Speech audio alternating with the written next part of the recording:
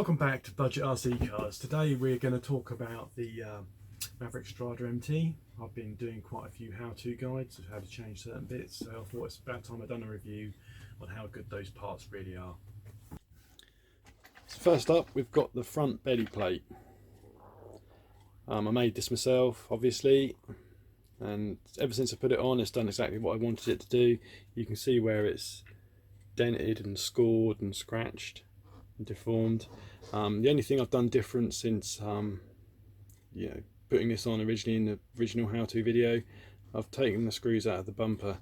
I just found it's probably making it a little bit too rigid and I want a bit of flexibility, so if you had an impact, I didn't want to break plastic parts. It's really just there to deflect when you hit large stones and rocks and things, to stop the rest of the car getting damaged. So the next upgrade I done, I converted this from a brushed motor to brushless.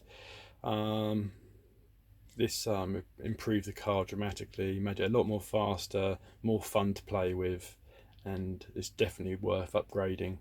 I actually used the Ghoul RC motor and ESC in this car. One thing I would do differently and advise to do differently is use a 3660 size motor rather than the 3650, because it just reduces the amount of cogging. So at low speeds the 3650 would cog a little bit, but the 3660 doesn't seem to do that quite so much. Okay, and the next bit I done was I upgraded the wheels. So got black rims now and slightly different tyres. These tyres have been perfect really. Probably about the only thing you could say is they balloon more because they are slightly softer, they're slightly taller, bigger than the original ones, but then that gives you better ground clearance. So these tyres are still good for about 40 miles an hour, so that's fine really. I mean, you don't want to take this car much faster than 40 anyway, so these tyres have been perfect for me, and it's just better for off-roading. Upgrade was the servo, and I changed that to a Power HD LW20 MG. This is much stronger than the old original one.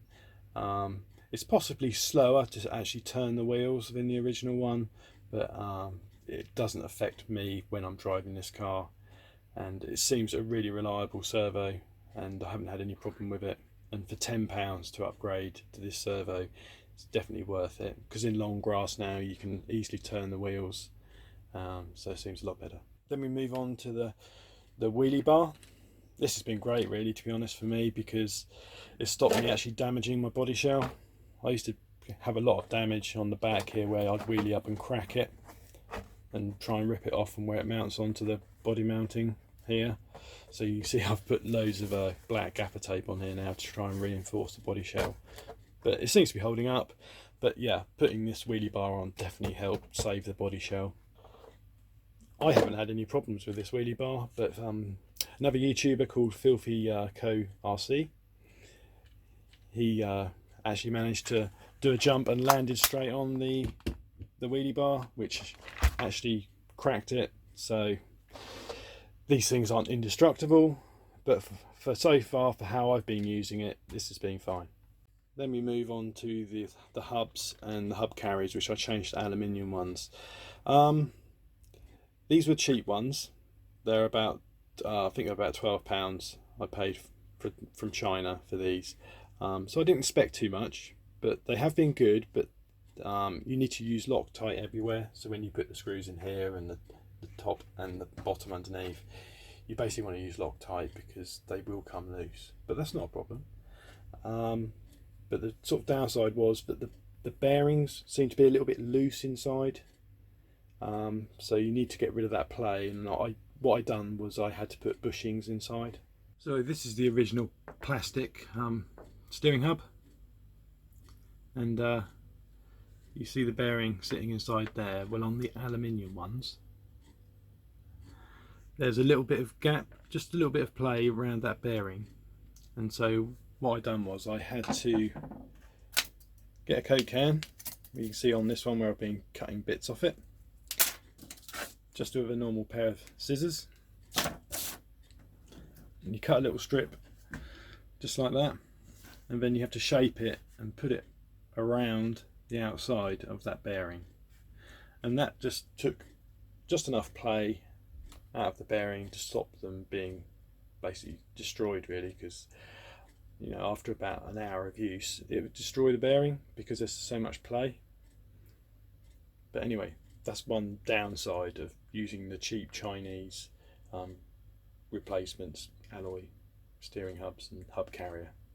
Yeah, you could possibly use the original ones from HPI Maverick. I think they're quite expensive, to be honest. You're probably talking about £30 plus to change them, and whether you want to go to that expense to do that, and I don't know, I can't say whether they are any better than these ones, but you would think they would be. Something else which I think I might mention, when you do the steering hubs and hub carriers, and you take the dog bones out, obviously, because that comes out when you take it all to bits, you do need to make sure you have O-rings on this end of the dog bone where it goes into the cup, because originally there are little O-rings in there, and on this car they weren't in there, and this makes the dog bone want to slip out of the cup. So you do just need to make sure that you have those in there. This is the O-ring which you need to put on the end of the dog bone before it goes into the diff cup. So this is the drive cup. So then you take the O-ring and you just pop it in there, and then put the drive shaft in like that. So moving on, I have put in hub extensions. These are 15mm hub extensions. I think they're worth doing. They're cheap, they're easy to install, and it saves damage to the body shell, which I can show you here. You can see this piece here has been snapped out of the body shell. This is from when basically when you used to brake before, the tyre was so much closer to the body shell it actually ripped this piece out.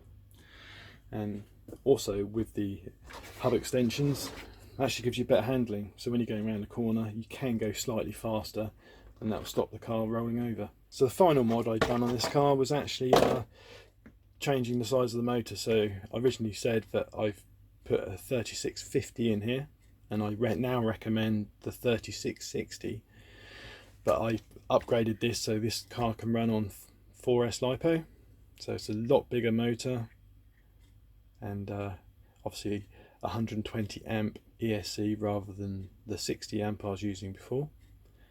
And this was just a bit of fun, to be honest, just to see if the car could handle it, and it does. There was one downside. I was stripping the diff gears in the rear diff. So this is the diff gear. You can just see on the left hand side where chunks have been taken out of that diff gear. And so I actually managed to break two, and I'm on the third one at the moment, and this one seems to be holding up. So what I've done differently is, this is the top half of the rear diff, the cover, and just in there you have two bearings, and the bearing on the outside was actually loose. There's a little bit of play in it, so far I'm putting down to the stripping of the diff gears because of the play in that bearing. So hopefully this has solved the problem by changing that bearing. But changing this car to 4S, yeah, I mean, it's really transformed the fun factor. I mean, it just wheelies on demand at any speed you want it to wheelie. You can be going 30-35 miles an hour, just touch the throttle and it will just wheelie again. So you do have to be careful on the power, you do have to treat it carefully, but yeah, it's great. And even in long grass now you can do 40 miles an hour plus in long grass, because it's just got the power to do it.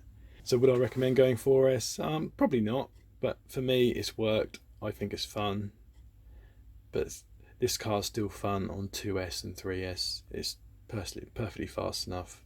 You don't want to go much faster than 40 miles an hour because the chassis on this car can't handle that much more speed anyway. But just the 4S just gives you the chance to wheelie, and the acceleration obviously on 4S is a lot faster too. But anyway, that's a roundup of the review on the Maverick Strada, and to the stage I've got it to at the moment. I don't really plan to do any more upgrades to this. It's pretty much where I want it to be now. So Anyway, thank you very much for watching.